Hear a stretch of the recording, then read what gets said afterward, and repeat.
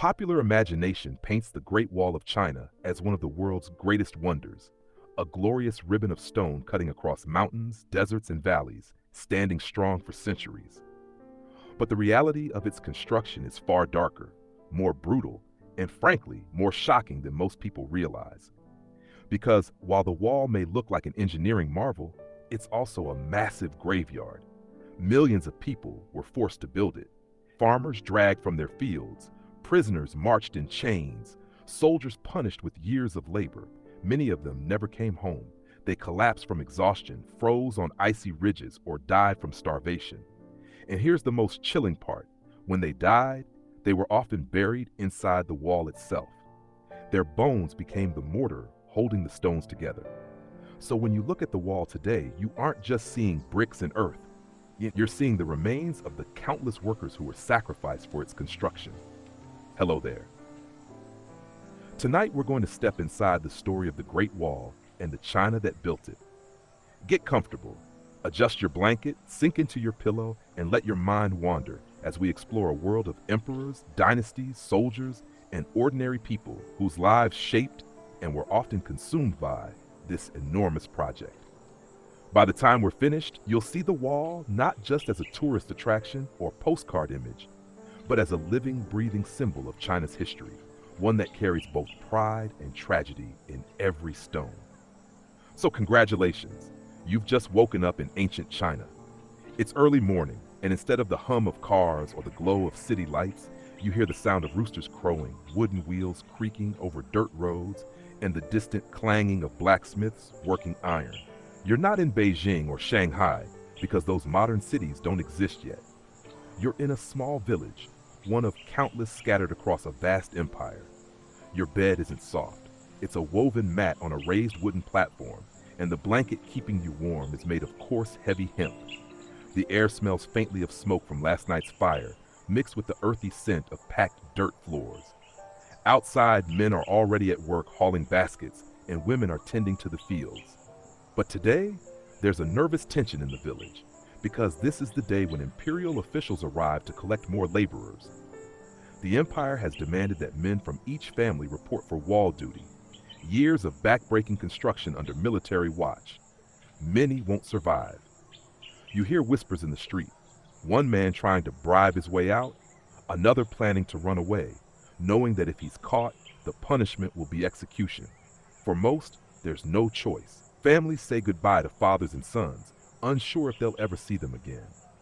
You join a group of workers on the road, marching under guard toward the wall. The journey itself is punishing. Miles of rough terrain, no proper shoes, little food. When you finally arrive, the sight is overwhelming. The wall stretches out endlessly, jagged and unfinished, crawling across mountains like a scar on the land. Thousands of workers swarm like ants, carrying bricks on their backs, mixing mud, digging trenches, dragging logs. Orders are shouted, whips crack. Somewhere in the distance, a drum beats, setting the rhythm for the laborers stacking stone. The work begins at sunrise and doesn't end until sunset. You lift heavy loads until your muscles burn. Dust chokes your lungs. In the summer, the sun beats down without mercy. In the winter, icy winds slice through your thin clothing. Food is nothing more than thin gruel, barely enough to keep you alive. Water is scarce. Illness spreads easily. And when someone collapses, there's no pause, no ceremony. A shallow pit is dug, or sometimes the body is simply sealed into the wall being built. The overseers bark at the living to keep working. The dead, they say, can serve the empire in death just as they did in life. This isn't just legend. Archaeologists have uncovered human remains inside the wall. Ancient texts record the cruelty of emperors who demanded impossible projects. Qin Shi Huang, the first emperor of a unified China, was notorious for this. He wanted a barrier so massive that it would keep out northern invaders for generations. But it wasn't just about defense. It was also about power, about showing that the emperor could command the land and bend millions of people to his will. The wall was his monument, his stamp on history, and he didn't care how many lives it cost. For the people of China, though, the wall was both protection and prison. On one side, it guarded villages and farmland from raids. On the other, it cut families apart, drained resources, and left behind a trail of grief. Imagine living in a small farming community, already struggling to survive, and then losing your father and two brothers to forced labor. Imagine years later climbing the ridge where they worked, seeing the wall stretching across the horizon, and knowing that their bones are somewhere inside it. The wall wasn't just stone, it was blood, sweat, and sacrifice made solid. Fast forward to today. Tourists walk the wall, snapping photos, laughing, climbing towers that once served as watch posts. Vendors sell bottled water and postcards. But if you pause for a moment and really look, you can still feel the weight of history pressing down. The stones are worn smooth not only by centuries of wind and rain, but by the hands and bodies of those who built it. Every tower, every curve of the wall carries a story of human endurance, human suffering, and human ambition. That's where we begin our journey tonight. Over the next chapters, we'll explore the people who built this empire, farmers, artisans, soldiers, and scholars, and how their lives reflected the same values that shaped the wall: discipline, endurance, and sacrifice. We'll look at the geography of China, the vast deserts and towering mountains that dictated where and why the wall was built. We'll travel through the dynasties, from Qin Shi Huang to the Ming emperors, each leaving their own mark on the wall. And finally, we'll arrive in modern China, where the wall is no longer a defense system, but a symbol of national pride and cultural identity. But for now, stay in this moment. Picture yourself on that ridge centuries ago. The wind is cold, your hands are raw, your back aches from lifting stone after stone. You look around and all you see are endless lines of men and women just like you, all trapped in the same cycle of labor. The wall keeps growing, mile by mile, but it feels endless, eternal. Somewhere deep down, you know you may never return home. You know you may end up inside this wall, just another nameless worker whose bones will hold it together. This is the true story of the Great Wall of China, not just a wonder of the world, but a monument built on human sacrifice. A wall so deadly, it almost killed everyone who touched it. If you really want to understand China, you can't just look at the wall. You have to look at the people who built it, the ones who lived in its shadow, and the culture that both carried them forward and weighed them down. Because the wall isn't just stone, it's a mirror. It reflects the spirit of the people who stacked it block by block. Hardworking, disciplined, loyal to their families, and willing, or forced, to endure unimaginable suffering for something bigger than themselves. Picture yourself back in that same ancient village. The morning sun is just starting to warm the fields. Rice paddies stretch out in neat rows, shimmering with water. Farmers in straw hats bend low, their feet sunk into the mud as they tend to the shoots. To the outside eye, it might look like simple agricultural life. But here, farming isn't just work. It's survival, it's family, and it's identity. Chinese culture, even thousands of years ago, was deeply tied to the land. The rhythm of life followed the rhythm of the seasons: planting, harvesting, resting. Families didn't just farm to eat, they farmed to honor their ancestors, who were believed to watch over them from the spirit world. Every grain of rice harvested was a symbol of that connection, and every empty field was a sign of neglect, not just to one's family, but to generations past. Now imagine what it meant when imperial officials marched into that same village and demanded that men leave their farms to work on the wall. Suddenly, crops withered, families starved, the carefully balanced cycle of life was broken. But still, people endured. Why? Because in Chinese culture, there was, and still is, an immense respect for authority and duty. Families didn't see themselves as isolated units. They saw themselves as part of something much larger: the empire, the dynasty, the nation. And even when that duty came with backbreaking consequences like hauling stone for the wall, they believed it was their role to sacrifice for the whole. This cultural thread of sacrifice for the greater good runs deep in Chinese society.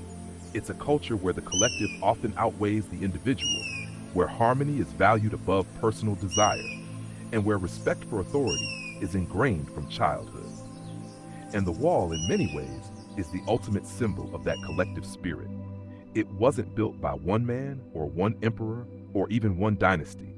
It was built by millions over centuries, each person adding a piece of themselves, sometimes literally, to something far bigger than they could imagine.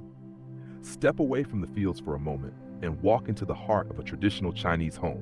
It's modest, with wooden beams and clay walls, a tiled roof curving upward at the corners.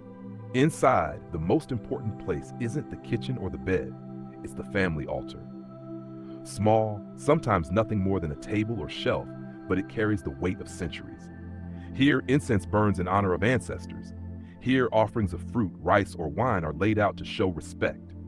Ancestor worship was and still is one of the most important parts of Chinese culture. To the people, ancestors weren't gone. They were present, guiding, protecting, sometimes punishing if forgotten. Imagine what it must have felt like for a man hauled off to work on the wall.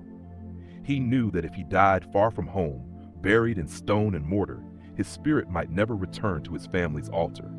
He might become a restless ghost, wandering the earth without peace. For the people of China, this was more terrifying than death itself. But even in this fear, there was resilience. Families found ways to honor their dead even when they didn't return. Rituals were adapted, stories were told. The culture bent, but it did not break. The wall may have taken fathers and sons, but the people found strength in tradition, in family bonds, in the belief that what was lost physically could still be preserved spiritually. Move now into the marketplace, the buzzing heart of a Chinese town. Merchants call out from wooden stalls, offering silks, spices, tools, and paper scrolls. Scholars sit nearby, discussing philosophy over cups of hot tea. Children weave through the crowd, chasing each other with wooden toys.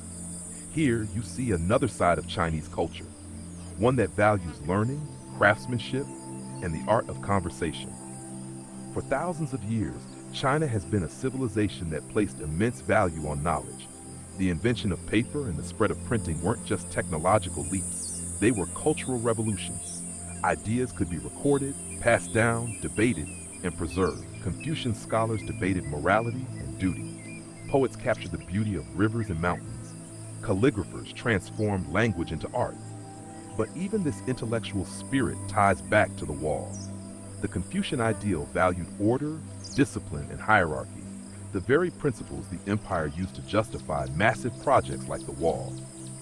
A scholar might sit in a study writing about the balance of heaven and earth, while just beyond the city, peasants died stacking bricks. The wall, in a sense, was the physical embodiment of those ideas, a structure that imposed order on the chaos of the frontier, built on the belief that the empire's harmony was worth any cost.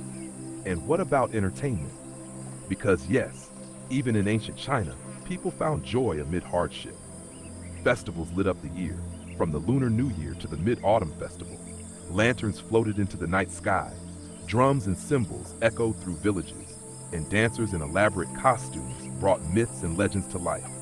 For a few nights, families could forget the harshness of labor, the fear of officials, or the shadow of the wall, and instead celebrate life, abundance, and community.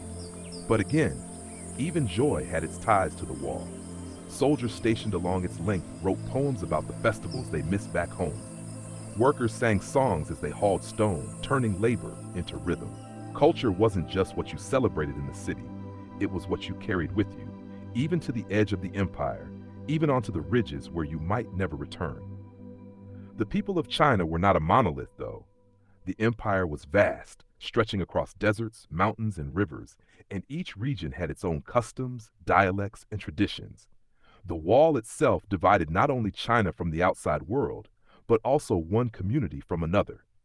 In the north, nomadic tribes lived lives of mobility and freedom, chasing herds across the steppe. In the south, farmers built terraced fields and fished the rivers.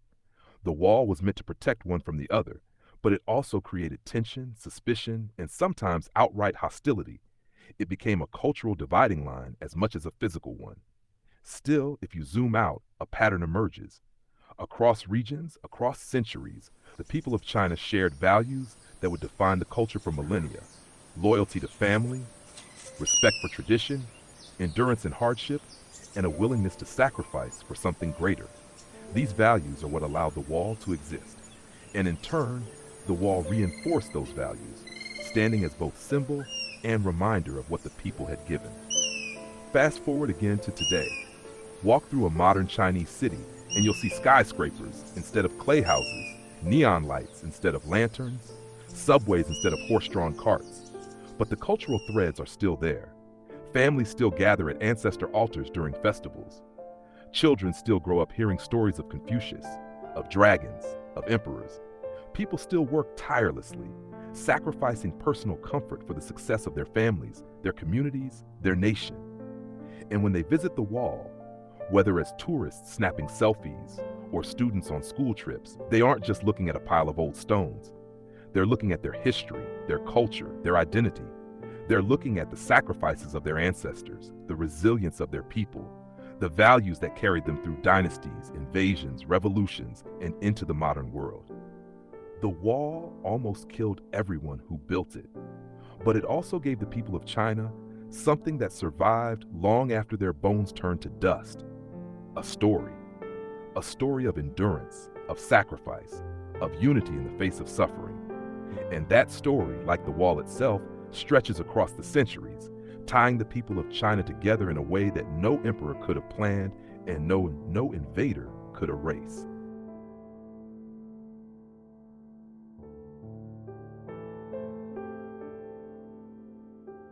China is a land of extremes, a country so vast and varied that it almost feels like a world within a world, stretching from the icy deserts of Inner Mongolia to the tropical rainforests of Yunnan, from the towering peaks of the Himalayas to the wave-lashed shores of the Pacific.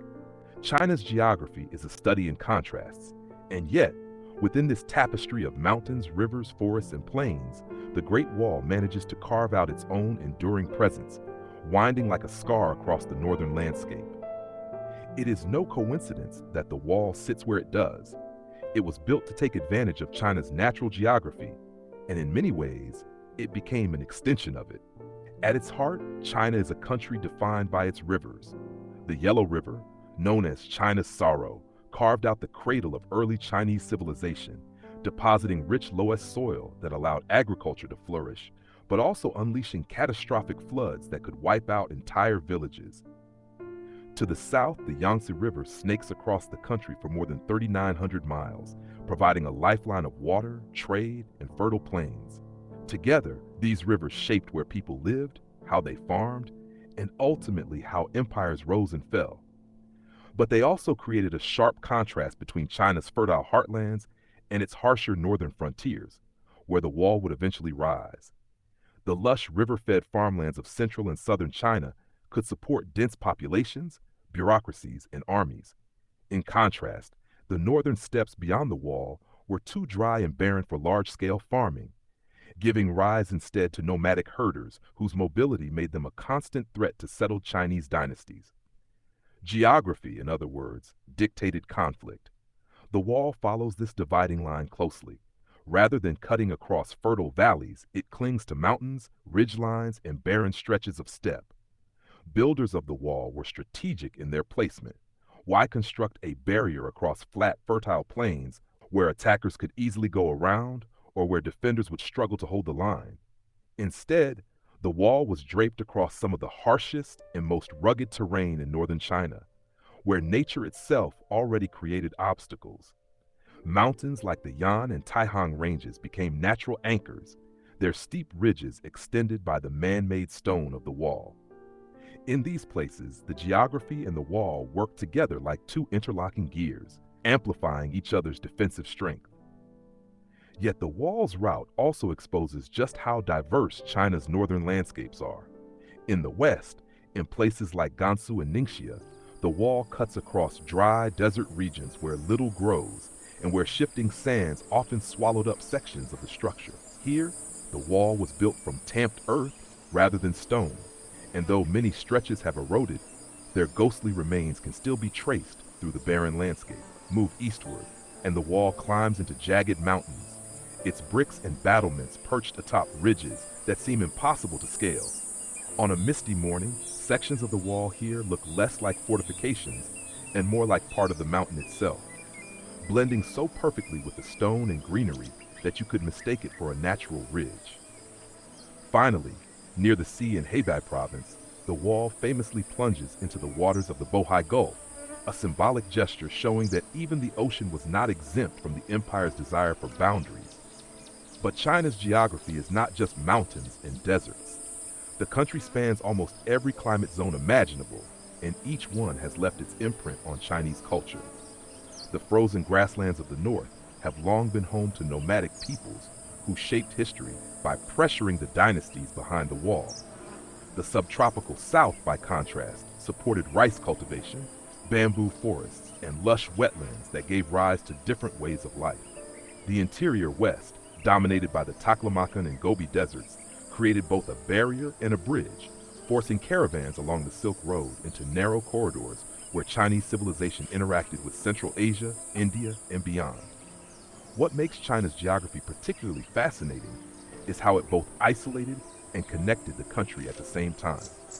On one hand, natural barriers like the Himalayas in the southwest and the Pacific Ocean in the east kept China relatively protected from some foreign invasions, allowing its culture to develop with a strong sense of continuity.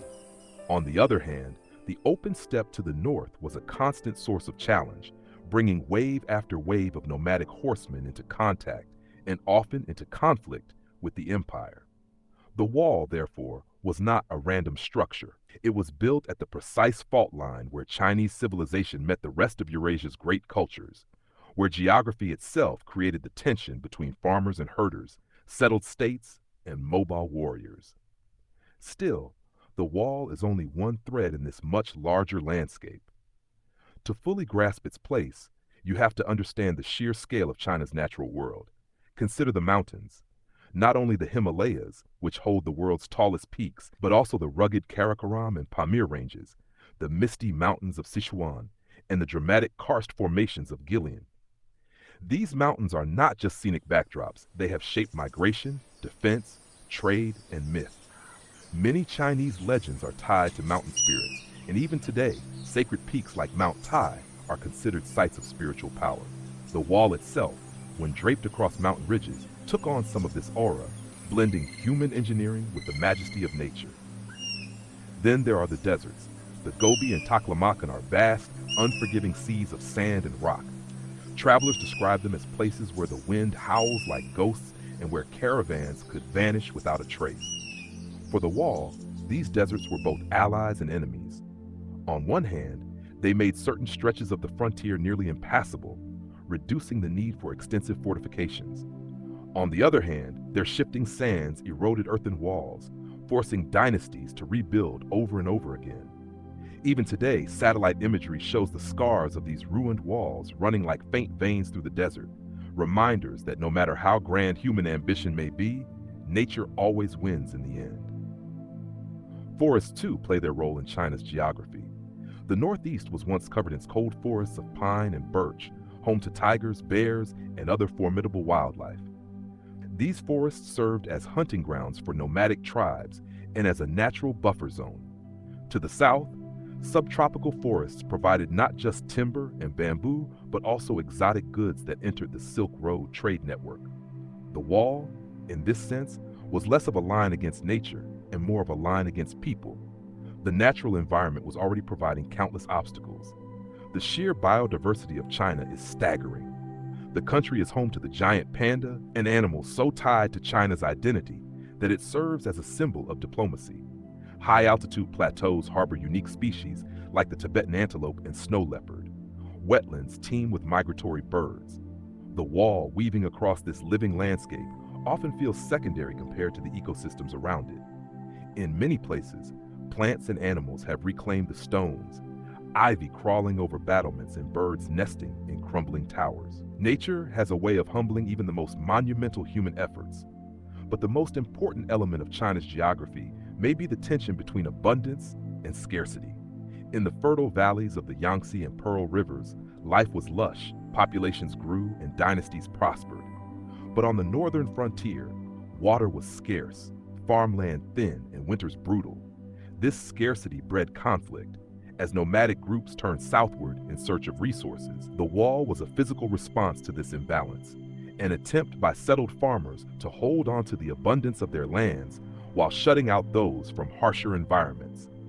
Geography, then, was not just the backdrop of history, it was the engine of it. Even in modern times, geography continues to shape how the wall is experienced. Tourists climbing the steep, restored sections near Beijing are struck by how physically demanding it is to simply walk a few kilometers. The wall is steep not because builders wanted to make it dramatic, but because the mountains themselves demanded it. The uneven, jagged terrain dictated the wall's path, forcing it up and down in dizzying ascents. To stand on it today is to feel the raw geography of China under your feet, to sense why this land has always been both a fortress and a challenge. And yet, for all the hardship, China's geography has also been a source of beauty and inspiration. Poets wrote about the endless rivers, painters captured the misty mountains, and emperors built palaces and gardens designed to imitate the natural world. The wall, though grim in origin, became part of this aesthetic tradition. From certain angles, it looks less like a barrier and more like a ribbon of stone weaving through the landscape, a testament to the Chinese belief that human creations should harmonize with nature, even when they are instruments of defense. In the end, the geography of China is inseparable from the story of its people, its culture, and its walls. Mountains, rivers, deserts, forests, all of them shape the choices of emperors and the lives of peasants. The wall simply put a line across this canvas, drawing attention to the frontier where two worlds met: the settled and the nomadic, the fertile and the barren, the secure and the exposed. Without the geography of China, the wall would never have existed. And without the wall, China's geography would not carry the same sense of history and meaning that it does today. If the people of China gave the wall its bones, then history gave it its scars. Each stone you see today is not just a block of earth or brick. It's a monument to centuries of war, paranoia, and politics. The wall is not a single structure, but a series of walls, rebuilt and abandoned, rising and crumbling depending on who sat on the throne in Beijing. So let's wind the clock back. Not to the Ming Dynasty, not even to the Han. We have to go all the way to the 7th century BCE. Before China was a single empire, it was a patchwork quilt of warring states, each one building its own defensive walls to fend off its neighbors. Imagine dozens of petty kings, each convinced his tiny corner of the world was worth defending with stone and blood. These weren't yet the Great Wall, but they were the ancestors. Mud-packed barriers, crude but effective, stretching across valleys and ridges. The Qin Dynasty, birth of the wall. The real story begins in 221 BCE, when Qin Shi Huang, the same emperor who built the Terracotta Army, unified China for the first time. He wasn't just ambitious, he was obsessed with control. Borders, laws, currency, even thought itself, everything had to be unified. And his wall was part of that vision. Qin's empire faced constant raids from the nomadic Xiongnu to the north. These were horsemen of the steppe, skilled archers who could ride in, burn villages, and vanish before the slow-moving Chinese infantry could react. Qin's solution? Take the walls of the conquered states, connect them, reinforce them, and stretch them into one massive barrier against the steppe. But the human cost was staggering. Qin conscripted hundreds of thousands of laborers, peasants, prisoners, soldiers, and drove them north to the mountains. They hauled stone in brutal conditions, freezing in the winter, baking in the summer. Food was scarce, disease rampant. Historical records say that so many died during construction that corpses were buried directly into the wall itself, giving rise to the chilling nickname, the longest cemetery on earth. This is the dark side of Qin's wall. It was built on unity, but unity enforced by fear. Qin Shi Huang's rule was so brutal, mass executions, book burnings, forced labor, that his dynasty collapsed just years after his death. The wall remained, but already it was showing its political weakness. It could not stop rebellion within. The Han Dynasty, wall as a lifeline. Fast forward to the Han Dynasty, 206 BC, 220 CE. The Han weren't just warriors, they were nation builders. Under them, China expanded trade and culture in every direction, and the wall became more than just a military barrier. It became the empire's spine running along the northern frontier. Here's the twist. The Han didn't only use the wall to keep people out. They also used it to connect people within. Along its length, they built watchtowers, garrisons, and most importantly, trade routes. You've probably heard of the Silk Road, the legendary network of trade routes that carried Chinese silk all the way to Rome. Many of those caravans passed through wall fortresses, protected by soldiers, taxed by officials. But the Han still faced the same enemy, the Xiongnu. For centuries, they fought bloody wars with these nomads, sometimes winning, sometimes paying them off with gold, silk, and princesses sent in marriage alliances. The wall was central to this tug of war, both a line of defense and a line of diplomacy. Imagine the irony. A wall meant to divide people also became the place where treaties were signed, goods exchanged, and cultures mingled. Still, the Han stretched the wall farther than ever, more than 10,000 kilometers by some accounts. But the bigger it grew, the harder it was to defend. When the dynasty weakened, raiders simply slipped through the cracks, proving again that no matter how tall a wall, politics and power always mattered more than stone. The Age of Division, walls in ruin. After the Han collapsed, China entered centuries of chaos. The three kingdoms, the Jin, the northern and southern dynasties, civil wars tore the land apart, emperors rose and fell like mayflies. And the wall? It crumbled. In times of division, no one had the resources to maintain a project that massive. Sections collapsed into dust, soldiers abandoned their posts, entire stretches disappeared under sand dunes. For centuries, the wall was less a shield and more a skeleton, a reminder of what had once been and what had been lost.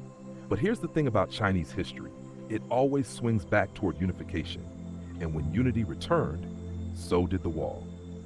The Sui and Tang dynasties, power without the wall. By the 6th century CE, the Sui dynasty briefly reunited China, then gave way to the Tang, one of the most powerful dynasties in history. The Tang didn't rely on the wall as much. Why? Because they didn't need to. Their armies were strong, their diplomacy clever, and their empire so confident that the wall became less important. The Tang pushed their power deep into Central Asia, securing trade routes and even influencing politics as far west as Persia. The wall, during this golden age, was more symbol than necessity. It stood, but it wasn't the front line anymore. Politics had outgrown it. The Song dynasty, a wall without strength. Then came the Song, 960 to 1279. Brilliant in culture, this was the age of painting, poetry, printing, and gunpowder. But politically, weak. The Song constantly struggled against northern invaders, the Khitan, the Jurchen, and eventually the Mongols. They rebuilt sections of the wall, but it was too little, too late. For all its bricks, the wall could not save the Song from the Mongol storm. The Mongol Yuan dynasty, the wall reversed. When Genghis Khan and his descendants swept down from the steppe, the wall was supposed to stop them. Instead, it became useless. The Mongols smashed through it, bypassed it, or simply bribed their way past corrupt guards. By 1279, the Mongols had conquered all of China, founding the Yuan dynasty. Here's the irony. Under the Mongols, the wall was not a defense line. It was a divider between the Mongol homeland in the north and their Chinese subjects in the south. The conquerors flipped its meaning. What was once a shield became a fence to keep China subdued. The Ming dynasty, the wall we see today. Finally, we arrive at the Ming, 1368 to 1644. This is the dynasty that gave the wall its iconic look. The stone and brick fortifications, the massive towers, the parts tourists visit today. Why? Because the Ming, more than any other dynasty, lived in constant fear of invasion. After kicking out the Mongols, the Ming were determined to never let them back in. They poured unimaginable resources into rebuilding and extending the wall. Entire provinces were mobilized. Farmers hauled bricks up impossible mountain ridges. Soldiers manned thousands of watchtowers, signaling with smoke and fire at the first sight of riders. This was the wall at its most militarized. Not just a barrier, but a network of forts, roads, and garrisons. Some towers held cannons. Some walls were wide enough for horses to gallop along the top. It was a machine of defense. But here's the dark side. The Ming still couldn't make it work. The wall cost enormous sums to maintain. Corruption drained resources. Soldiers went unpaid, sometimes selling their weapons to the very enemies they were supposed to fight. And in the end, it wasn't the Mongols who broke the Ming. It was another northern people, the Manchu. The Qing dynasty. The wall becomes obsolete. The Manchu swept through the gates of the wall in 1644, not by smashing it, but because a Chinese general opened it for them. The wall's ultimate weakness wasn't its bricks, it was politics. Betrayal, corruption, and disunity mattered more than battlements. Under the Qing, the wall fell into disuse again. The empire expanded so far north that the wall was no longer on the frontier. Grass grew over battlements, towers crumbled into dust. By the 18th century, the Great Wall was a ruin, majestic but militarily irrelevant. The wall as history's punchline. So what does this history tell us? The wall was never just about defense. It was about fear, politics, and power. Every dynasty that built or abandoned it was telling the same story. Rulers desperate to control a frontier that refused to be controlled. And here's the brutal truth. The wall almost never worked. The Xiongnu raided anyway. The Mongols conquered anyway. The Manchu walked right through. The wall consumed millions of lives and drained endless treasure. And yet China's fate was always decided by politics, not stone. But still, the wall endures. Not because it succeeded, but because it symbolizes endurance itself. Each dynasty, even in failure, left its mark.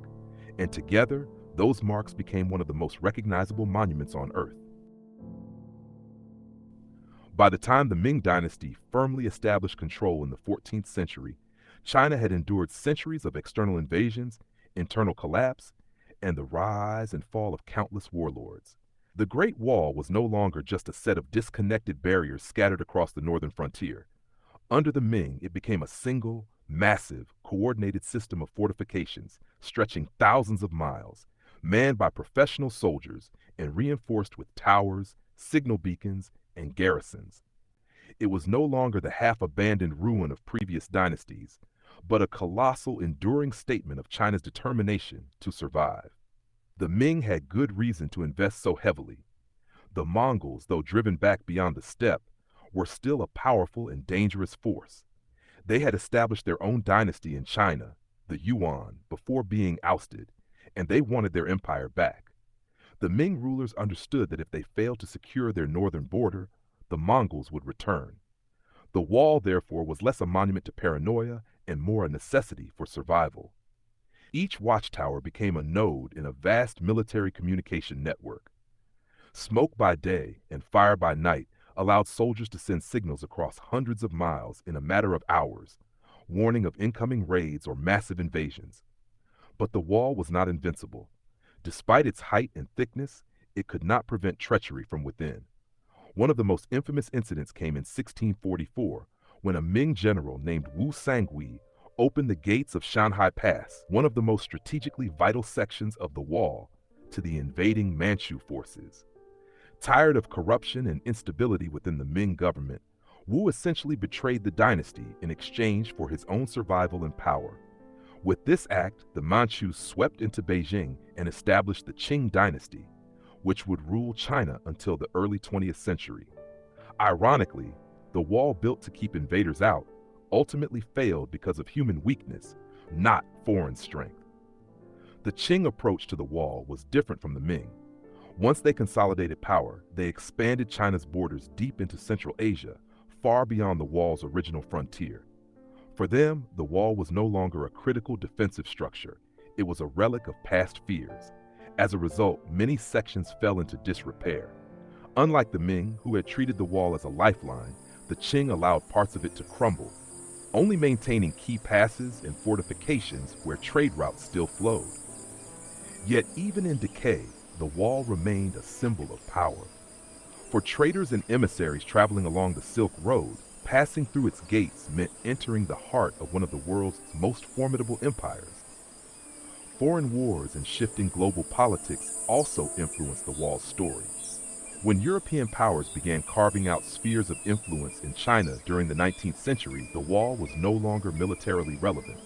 Gunpowder, cannons, and eventually modern artillery had rendered its stone defenses obsolete. Still, Western visitors were awed by its scale. Some saw it as a wonder of the world, while others dismissed it as a tragic waste of human effort, pointing to the countless lives lost in its construction. The same criticism echoed within China itself. For centuries, poets and scholars debated whether the wall was a heroic defense of civilization or a monument to tyranny and suffering. Despite its waning military role, the wall never lost its cultural importance. During the late Qing and into the Republic era of the early 20th century, Chinese nationalists began to see the wall as a symbol of unity, a reminder of China's resilience in the face of countless invasions. It was no longer just a defense system. It became a rallying point for a nation struggling against colonial humiliation and internal chaos. Revolutionary leaders invoked it as a metaphor for strength. Sun Yat-sen, the founding father of modern China, even referred to the wall when calling for national unity. In the 20th century, the wall's story became even more complicated. During the Second Sino-Japanese War in the 1930s, parts of the wall once again found themselves in the midst of conflict. Japanese forces clashed with Chinese troops at sections near Beijing, and while the wall itself did not play a major defensive role, it was once again a backdrop to violence and national struggle. Photographs from that time show soldiers standing on its crumbling battlements, rifles in hand, as if the ghosts of ancient defenders had returned for one last stand. After the establishment of the People's Republic of China in 1949, the wall entered a new phase of its history. The Communist Party at first regarded it with mixed feelings. On one hand, it was a relic of feudal oppression, built on the blood and sweat of commoners who were forced into labor by emperors. On the other hand, it was also a powerful symbol of Chinese ingenuity and perseverance. Mao Zedong himself once famously declared, "He who has not climbed the Great Wall is not a true hero," turning the wall into a propaganda tool for the communist vision of national pride and endurance. Over time, the wall became less about defense and more about identity. During the Cultural Revolution of the 1960s and 70s, many historical sites across China were destroyed as symbols of the old order. The wall, however, survived, damaged in some places, neglected in others, but never erased. By the late 20th century, it had become one of the most important cultural treasures in the world, recognized by UNESCO as a World Heritage Site in 1987. Millions of tourists began to visit each year, transforming it from a symbol of suffering into a cornerstone of China's booming tourism industry. Yet even today, the shadow of its bloody history lingers. Archaeologists continue to uncover mass graves of workers who perished during construction. Some estimates suggest that over 1 million people may have died in the building of the wall across centuries. It is often said in folklore that every brick contains a human life, every stone a reminder of sacrifice. The wall's grandeur is inseparable from its tragedy. In modern Chinese politics, the wall remains a powerful metaphor.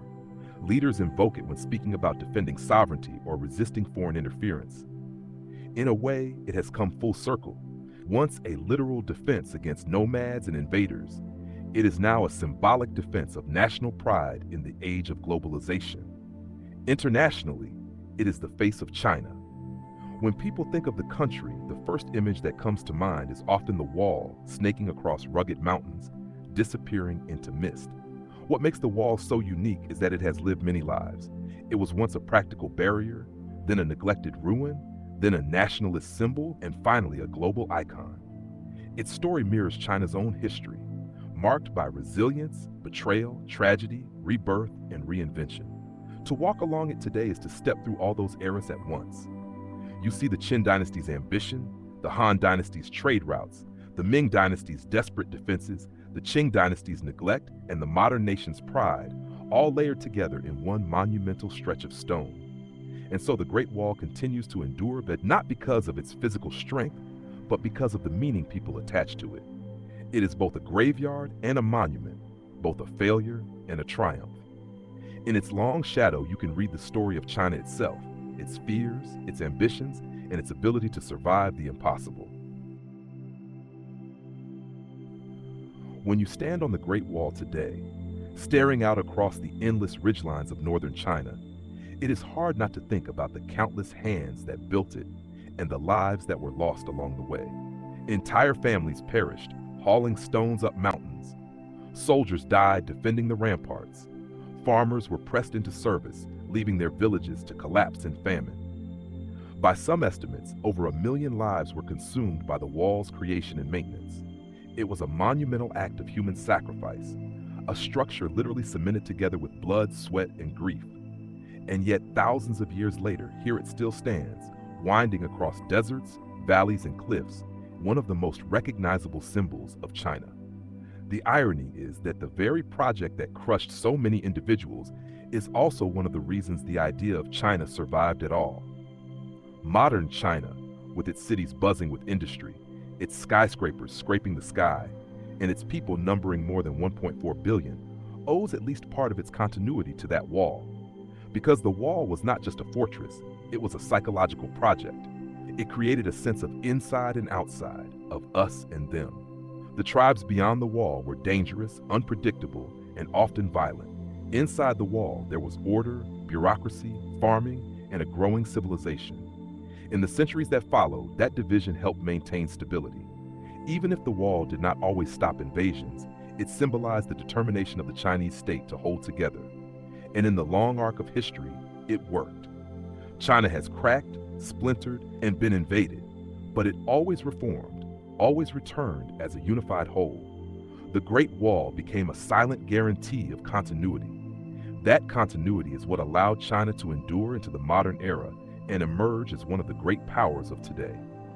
The world we live in now is one where China is at the center of global trade, politics, and culture. Its economy is the second largest in the world. Its factories supply products to nearly every household on Earth, from smartphones to sneakers to solar panels. Chinese companies are buying up overseas farmland, ports, and even Hollywood studios.